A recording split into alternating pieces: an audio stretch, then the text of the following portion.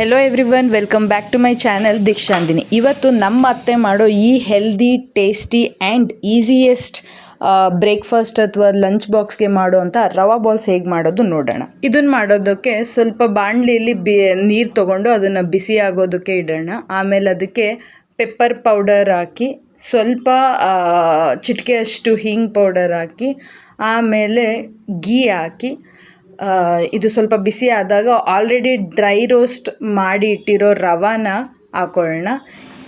ಇದಕ್ಕೆ ಮತ್ತು ಬೇಕಾದಷ್ಟು ಕ್ವಾಂಟಿಟಿಗೆ ಬೇಕಾದಷ್ಟು ನೀರು ಮತ್ತು ಹಾಲನ್ನ ಆ್ಯಡ್ ಮಾಡೋಣ ಈಕ್ವಲ್ ಕ್ವಾಂಟಿಟಿನಲ್ಲಿ. ಇದನ್ನು ಹಾಕಿ ಸೂಜಿ ಕಂಪ್ಲೀಟ್ ಎಕ್ಸ್ಪ್ಯಾಂಡ್ ಆಗಬೇಕು, ಅಲ್ಲಿವರೆಗೂ ನೀಟಾಗಿ ಇದನ್ನು ಬೇಯಿಸಬೇಕು. ಟೈಟ್ನೆಸ್ ಬರಬೇಕು, ಸೂಜಿ ಎಕ್ಸ್ಪ್ಯಾಂಡ್ ಆಗಿ ಟೈಟ್ನೆಸ್ ಜಾಸ್ತಿ ಬರಬೇಕು, ಆ ರೀತಿ ಬೇಯಿಸ್ಕೋಬೇಕು. ಆಮೇಲೆ ಇದಕ್ಕೆ ಬೇಕಾದಷ್ಟು ಸಾಲ್ಟ್ ಕೂಡ ಹಾಕಿ, ಆಮೇಲೆ ಸ್ವಲ್ಪ ಗೀ ಹಾಕೊಳ್ಳೋಣ, 1 ಸ್ಪೂನಷ್ಟು. ಬಾಲ್ಸ್ ಮಾಡಬೇಕಾದ್ರೆ ಈಸಿಯಾಗಿ ಶೇಪಿಂಗ್ ಆಗಲಿ ಅಂತೇಳಿ ಸ್ವಲ್ಪ ಗೀ ಕೂಡ ಹಾಕಿದ್ದೀವಿ, ಆಯಿಲಿನೆಸ್ ಬರಲಿ ಅಂತೇಳಿ.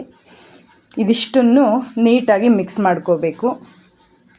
ಈಗ ಚಪಾತಿ ಮಾಡೋದಕ್ಕೆ ಹಸಿಟ್ಟು ಎಷ್ಟು ಗಟ್ಟಿ ಇರುತ್ತೋ ಆ ಥರ ಟೈಟ್ನೆಸ್ ಗಟ್ಟಿ ಬರೋವರೆಗೂ ಇದನ್ನು ಚೆನ್ನಾಗಿ ಬೇಯಿಸ್ಕೊಳ್ಳೋಣ. ಆಮೇಲೆ ಯಾವುದೇ ರೀತಿ ಬಬಲ್ಸ್ ಅಥವಾ ಲಂಪ್ಸ್ ಇಲ್ಲದೆ ಇರೋ ಹಾಗೆ ಅದನ್ನು ನೀಟಾಗಿ ಸ್ಮ್ಯಾಶ್ ಮಾಡಿ ಬೇಯಿಸಿಟ್ಕೊಳ್ಳೋಣ. ಇದು ರೆಡಿ ಆದಮೇಲೆ ಇದನ್ನು ಸ್ವಲ್ಪ ಹೊತ್ತು ಹಾರೋಕಿಡಬೇಕು, ಬಿಸಿ ಆರಲಿ. ಅದಾದಮೇಲೆ ಇದನ್ನು ಒಂದು ಬೌಲಿಗೆ ಶಿಫ್ಟ್ ಮಾಡಿಕೊಂಡು ಚಪಾತಿ ಹಸಿಟ್ಟನ್ನ ಹೇಗೆ ಗಟ್ಟಿಗೆ ಮಿದಿತೀವಿ, ಸ್ವಲ್ಪ ಕನ್ಸಿಸ್ಟೆನ್ಸಿ ಎಲ್ಲ ನೀಟಾಗಿ ವ್ರ್ಯಾಪ್ ಆಗೋ ಥರ ಅದನ್ನು ಚೆನ್ನಾಗಿ ಮಿದಿಯೋಣ. ಸ್ವಲ್ಪ 1 ಸ್ಪೂನಷ್ಟು ಗೀ ಅಥವಾ ಆಯಿಲ್ ಏನಾದರೂ ಕೈಗೆ ಹಾಕ್ಕೊಂಡು ನೀಟಾಗಿ ಅದನ್ನು ಮಿದ್ದಿ, ಆಮೇಲೆ ಚಿಕ್ಕ ಚಿಕ್ಕದಾಗಿ ಮೀಡಿಯಮ್ ಸೈಜಲ್ಲಿ ಬಾಲ್ಸ್ ಮಾಡಿ ಇಟ್ಕೋಬೇಕು. ಈ ರೀತಿ ಕೈಗೆ 1 or 2 ಡ್ರಾಪ್ಸ್ ಆಯಿಲ್ ಹಾಕ್ಕೊಂಡು ಇದನ್ನು ಮೀಡಿಯಮ್ ಸೈಜ್ ಬಾಲ್ಸ್ ಥರ ಮಾಡಿ ಕಂಪ್ಲೀಟ್ ಎಲ್ಲನೂ ಇಟ್ಕೊಳ್ಳೋಣ ರೆಡಿ. ಈ ರವಾ ಬಾಲ್ಸ್ನೆಲ್ಲ ಮತ್ತೆ ಸ್ವಲ್ಪ ಒಂದು 5 ಮಿನಿಟ್ಸ್ ಅಷ್ಟು ಸ್ಟೀಮ್ ಮಾಡಬೇಕು. ಅದಕ್ಕೆ ಒಂದು ಬಾಣಲಿಲಿ ಸ್ವಲ್ಪ ನೀರು ತೊಗೊಂಡು ಅದ್ರ ಮೇಲೆ ಈ ಜಾಲರಿ ಥರದ್ದೇನು ಬರುತ್ತೆ ಅದನ್ನು ಇಟ್ಟು ಒಂದು ಲೈಟಾಗಿ 1 or 2 ಡ್ರಾಪ್ಸ್ ಆಯಿಲ್ ಹಾಕಿ ಅದ್ರ ಮೇಲೆ ಕಂಪ್ಲೀಟ್ ಎಲ್ಲ ಬಾಲ್ಸ್ನ ಶಿಫ್ಟ್ ಮಾಡಿ ಕ್ಲೋಸ್ ಮಾಡಿ ಒಂದು 5 ಮಿನಿಟ್ಸ್ ಸ್ಟೀಮಲ್ಲಿ ಬೇಯೋ ಥರ ಇಡೋಣ. ಇದು ಮಾಡೋದ್ರಿಂದ ಬಾಲ್ಸ್ ಕಂಪ್ಲೀಟ್ ಟೈಟ್ನೆಸ್ ಬರುತ್ತೆ ನೀಟಾಗಿ. ಈ ರವಾ ಬಾಲ್ನ ಮಿಕ್ಸ್ ಮಾಡೋದಕ್ಕೆ ಸ್ವಲ್ಪ ಗ್ರೇವಿ ಮಾಡ್ಕೋಬೇಕು. ಅದಕ್ಕೋಸ್ಕರ ಒಂದು 2 to 3 medium size tomato cut ಮಾಡ್ಕೊಂಡಿದ್ದೀವಿ, 1-2 ಬಜ್ಜಿ ಮೆಣಸಿನ್ಕಾಯಿ ಕಟ್ ಮಾಡ್ಕೊಂಡಿದ್ದೀವಿ, ಆಮೇಲೆ 1 ಪೂರ್ತಿ ಗೆಡ್ಡೆ ಬೆಳ್ಳುಳ್ಳಿ ಕಟ್ ಮಾಡಿಕೊಂಡಿದ್ದೀವಿ. ಇದಿಷ್ಟು ಮಿಕ್ಸಿಗೆ ಹಾಕಿ ಸ್ವಲ್ಪ ಫೈನ್ ಪೇಸ್ಟ್ ಮಾಡ್ಕೊಳ್ಳೋಣ. ಫ್ರೈ ಮಾಡೋದಕ್ಕೆ ಅಂತೇಳಿ ಸ್ವಲ್ಪ ಐಟಮ್ಸ್ನ ತೆಗೆದಿಟ್ಕೊಂಡಿದ್ದೀನಿ ಪ್ಲೇಟ್ಗೆ ಸಪ್ರೇಟಾಗಿ. ಇದಿಷ್ಟನ್ನು ಈಗ ನಾವು ಫ್ರೈಗೆ ಹಾಕೊಳ್ಳೋಣ. ಬಾಣಲಿಗೆ 1-2 ಸ್ಪೂನ್ ಆಯಿಲ್ ಹಾಕ್ಕೊಂಡು ಅದು ಬಿಸಿ ಆದಮೇಲೆ ಸ್ವಲ್ಪ ಸಾಸಿವೆ, ಆಮೇಲೆ 1 ಸ್ಪೂನಷ್ಟು ಜೀರಿಗೆ, ಇದು ಸ್ವಲ್ಪ ಫ್ರೈ ಆಗಿ ಕಲರ್ ಚೇಂಜ್ ಆದಮೇಲೆ 1 ರೆಡ್ ಚಿಲ್ಲಿ ಹಾಕೊಳ್ಳೋಣ, ಮತ್ತು ಸ್ವಲ್ಪ ಕರಿಬೇವಿನ ಎಲೆ, ಇದ್ರ ಜೊತೆಗೆ 1 ಮೀಡಿಯಮ್ ಸೈಜ್ ಕಟ್ ಮಾಡಿರೋ ಆನಿಯನ್, ಸ್ವಲ್ಪ ಸಾಲ್ಟು, ಇದಿಷ್ಟು ಹಾಕಿ ಆಮೇಲೆ ತುರಿದಿಟ್ಕೊಂಡಿರೋ 1 ಇಂಚಷ್ಟು ಶುಂಠಿ, ಇದನ್ನಿಷ್ಟು ಹಾಕಿ ಸ್ವಲ್ಪ ಫ್ರೈ ಮಾಡ್ಕೊಳ್ಳೋಣ, ಗೋಲ್ಡನ್ ಬ್ರೌನ್ ಕಲರ್ ಚೇಂಜ್ ಆಗೋವರೆಗೂ.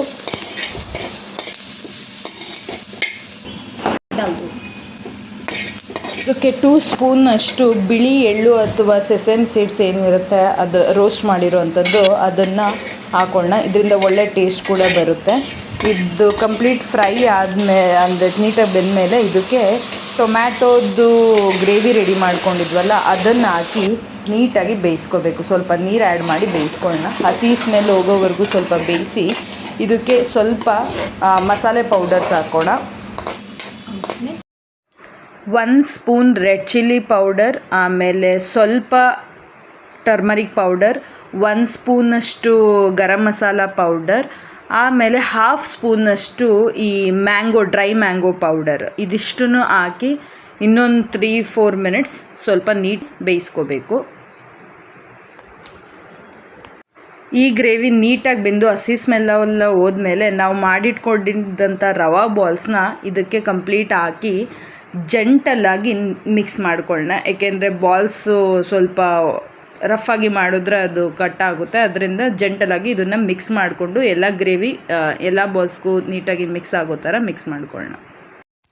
ಈ ಥರ balls hockey 1 or 2 minutes low ಫ್ಲೇಮಲ್ಲಿ ಸ್ವಲ್ಪ ಮಿಕ್ಸ್ ಮಾಡಿದ್ಮೇಲೆ ರವೆ ಅಥವಾ ಈ ಸೂಜಿ ಬಾಲ್ಸು ರೆಡಿಯಾಗಿದೆ.